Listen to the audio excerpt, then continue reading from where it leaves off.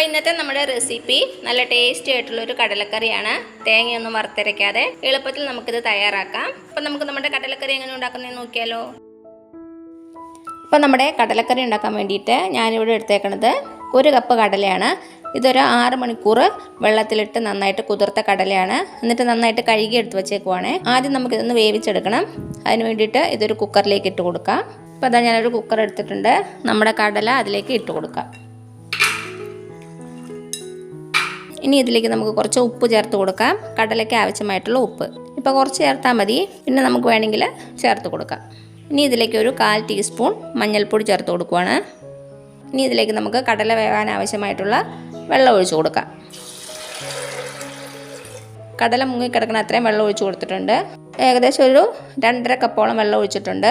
ഇനി നമുക്ക് വേവിച്ചെടുക്കണം. ഇനി നമുക്ക് കുക്കർ അടയ്ക്കാം. ഇപ്പം തീ കത്തിച്ച് കൊടുത്തു. ഇനി നമുക്കൊരു 6 വിസിൽ വരണ വരെ വെയിറ്റ് ചെയ്യാം. ആദ്യത്തെ വിസിൽ വരണ വരെ ഹൈ ഫ്ലെയിമിൽ വയ്ക്കുക. ആദ്യത്തെ വിസിൽ വന്നതിന് ശേഷം ഒരു മീഡിയം ഫ്ലെയിമിൽ തീ വെച്ചാൽ മതി. എന്നിട്ടൊരു 6 വിസിൽ. ഇപ്പം നിങ്ങളുടെ കയ്യിലുള്ള കടലയുടെ വേവിനനുസരിച്ച് ഈ വിസിലിൻ്റെ എണ്ണത്തിൽ വ്യത്യാസം വരും. അതൊന്ന് ശ്രദ്ധിച്ചോണേ. അപ്പോൾ ഇതെവിടെ ഇരുന്ന് വേവട്ടെ, അതുവരെ നമുക്ക് വെയിറ്റ് ചെയ്യാം. അപ്പോൾ അതാ നമ്മുടെ കുക്കറിൽ നിന്ന് വിസിലൊക്കെ വന്നു. ഞാൻ തീ ഓഫ് ചെയ്തു. ഇനി നമുക്ക് അടുപ്പിൽ നിന്ന് മാറ്റാം. ഇതിൻ്റെ പ്രഷറൊക്കെ ഒന്ന് കംപ്ലീറ്റ് പോയിക്കോട്ടെ. എന്നിട്ട് നമുക്ക് ഓപ്പൺ ചെയ്ത് നോക്കാം. ആ സമയം കൊണ്ട് നമുക്ക് കുറച്ച് സവാളയൊക്കെ ഒന്ന് വഴറ്റിയെടുക്കണം. അത് ചെയ്യാം. ഇപ്പോൾ അതാ ഞാനൊരു പാത്രം വെച്ചിട്ടുണ്ട്. പാത്രം ചൂടായിട്ട് വരുമ്പോൾ നമുക്കിതിലേക്ക് കുറച്ച് വെളിച്ചെണ്ണ ഒഴിച്ചു കൊടുക്കാം. ഒരു 2-2.5 ടേബിൾ സ്പൂൺ എണ്ണ ഒഴിക്കുന്നുണ്ട്. എണ്ണ ഒന്ന് ചൂടായിട്ട് വന്നോട്ടെ. എണ്ണ ചൂടായിട്ടുണ്ട്. ഇനി ഇതിലേക്ക് നമുക്ക് ഞാനിവിടെ ഒരു 6 അല്ലി വെളുത്തുള്ളിയും അതേപോലെ തന്നെ 1 ഇഞ്ച് വലിപ്പമുള്ള ഇഞ്ചിയും ചെറുതായിട്ട് അരിഞ്ഞു വെച്ചിട്ടുണ്ട്. അത് ഇതിലേക്ക് ഇട്ട് കൊടുക്കാം. കുറച്ച് കറിവേപ്പിലയും കൂടി ഇട്ട് കൊടുത്തു. നമ്മുടെ ഇഞ്ചിയും വെളുത്തുള്ളിയും ചെറുതായിട്ടൊന്ന് മൂത്ത് വന്നോട്ടെ. നല്ലൊരു സ്മെല്ല് വരണ വരെ ഇളക്കി കൊടുക്കുക.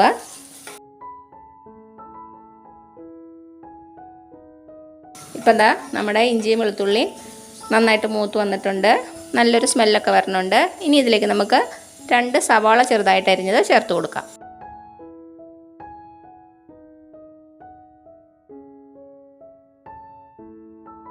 ഇപ്പോൾ 2 സവാള ചെറുതായിട്ട് അരിഞ്ഞ് ചേർത്ത് കൊടുത്തു. ഇനി ഈ സവാള നന്നായിട്ടൊന്ന് വഴന്ന് വരണം. നല്ലൊരു ഗോൾഡൻ ബ്രൗൺ കളറാകണം.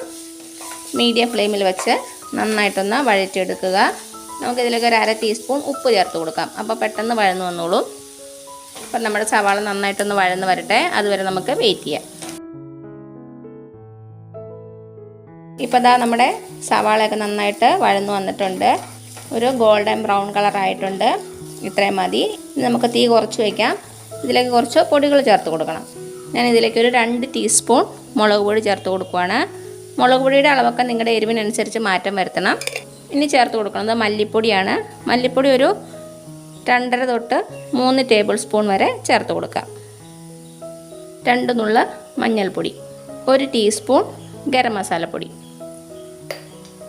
പൊടികളെല്ലാം ചേർത്തിട്ട് ചെറിയ തീയിൽ വെച്ച് നന്നായിട്ടൊന്ന് വഴറ്റിയെടുക്കുക. പൊടികളുടെ പച്ചമണമൊക്കെ നന്നായിട്ടൊന്ന് പോകണം.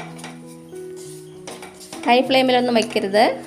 ലോ ഫ്ലെയിമിൽ വെച്ച് തന്നെ ഒരു 2-3 മിനിറ്റ് ഒന്ന് ഇളക്കി കൊടുക്കാം. ഇപ്പോൾ അതാ ഒരു 2-3 മിനിറ്റ് ഒന്ന് ഇളക്കി കൊടുത്തു. പൊടികളുടെയൊക്കെ നല്ലൊരു സ്മെല്ല് വരണുണ്ട്. ഇനി ഇതിലേക്ക് നമുക്ക് ചെറുതായിട്ട് കട്ട് ചെയ്ത് വെച്ചേക്കണം 1 തക്കാളി ചേർത്ത് കൊടുക്കാം. നന്നായിട്ടൊന്ന് ഇളക്കി കൊടുക്കുക.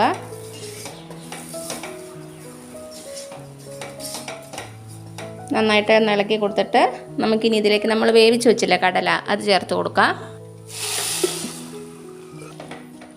നന്നായിട്ടൊന്ന് മിക്സ് ചെയ്ത് കൊടുക്കുക. അപ്പോൾ ഇതിൽ അത്യാവശ്യം വെള്ളമുണ്ട്. അപ്പോൾ നിങ്ങൾക്ക് കൂടുതൽ ചാറ് വേണമെങ്കിൽ കുറച്ചുകൂടി വെള്ളം ചേർത്ത് കൊടുക്കാം. ഞാനിപ്പോൾ ചേർക്കണില്ല. ഇനി ഇത് നന്നായിട്ടൊന്ന് തിളക്കട്ടെ. ഒരു 2 കറിവേപ്പില അങ്ങോട്ട് ചേർത്ത് കൊടുക്കാം. ഒരു 3-4 മിനിറ്റ് നമുക്ക് അടച്ചു വെച്ച് കൊടുക്കാം. തീ കുറച്ചാണ് വെച്ചേക്കണത്. അപ്പോൾ അതാ ഒരു 3-4 മിനിറ്റ് നന്നായിട്ട് തിളച്ചു. തക്കാളിയൊക്കെ നന്നായിട്ട് വെന്തിട്ടുണ്ട്. ഉപ്പൊന്ന് ചെക്ക് ചെയ്ത് നോക്കുക. കുറവാണെങ്കിൽ ചേർത്ത് വെക്കാം. ഉപ്പ് കുറച്ച് കുറവുണ്ട്. കുറച്ചുകൂടി ചേർത്ത് കൊടുക്കുവാണേ. ഇപ്പോൾ ആവശ്യത്തിന് ഉപ്പും ചേർത്ത് കൊടുത്തു. നന്നായിട്ടൊന്ന് ഇളക്കി കൊടുത്തു. ഇനി ഇതിലേക്ക് നമുക്ക് ഒരു 3/4 കപ്പ് തേങ്ങാപ്പാൽ ചേർത്ത് കൊടുക്കാം. കട്ടിയുള്ള തേങ്ങാപ്പാൽ.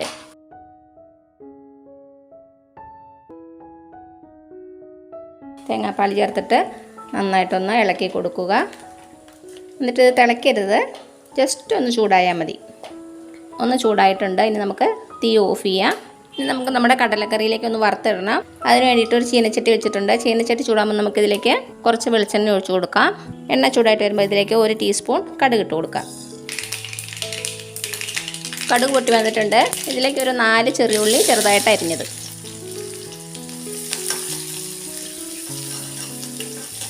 ചെറിയ ഉള്ളി നന്നായിട്ടൊന്ന് മുരിഞ്ഞു വന്നോട്ടെ. നല്ലൊരു ഗോൾഡൻ കളറാകണം. അപ്പോൾ എന്താ ചെറിയ ഉള്ളി റെഡി ആയിട്ടുണ്ട്. ഇതിലേക്ക് ഒരു 2 വറ്റൽമുളക് ഇട്ട് കൊടുക്കാം. അതേപോലെ തന്നെ കുറച്ച് കറിവേപ്പില. തീ ഓഫ് ചെയ്തിട്ട് ഇത് നമ്മുടെ കടലക്കറിയിലേക്ക് ഒഴിച്ചു കൊടുക്കാം. നന്നായിട്ടൊന്ന് മിക്സ് ചെയ്ത് കൊടുക്കുക. അപ്പോൾ അതാ ഇത്രയുള്ള നമ്മുടെ ടേസ്റ്റി ആയിട്ടുള്ള നല്ല ഈസി ആയിട്ടുള്ള കടലക്കറി. എല്ലാവരും ഒന്ന് ട്രൈ ചെയ്ത് നോക്കണേ. എന്നിട്ട് അഭിപ്രായങ്ങളൊന്നും അറിയിക്കാൻ മറക്കരുത്.